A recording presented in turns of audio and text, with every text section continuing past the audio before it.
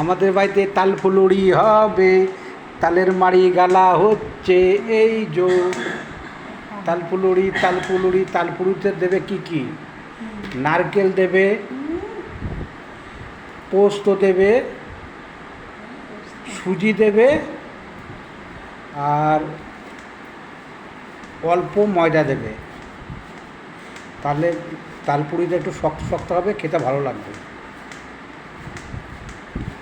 এই যে মাড়ি গালা হচ্ছে, তারপরে ছাঁকা তেলে ভেজে, ও ছোটো ছোটো করে ভাজবে, অপূর্ব অপূর্ব অপূর্ব লাগবে খেতে। এই যে কটা আটি আছে এখানে, একটা দুটো তিনটে চারটে পাঁচটা ছটা, ছটা। ওই যে তাহলে মাড়ি হয়েছে, এই যে মাড়ি বেরিয়েছে।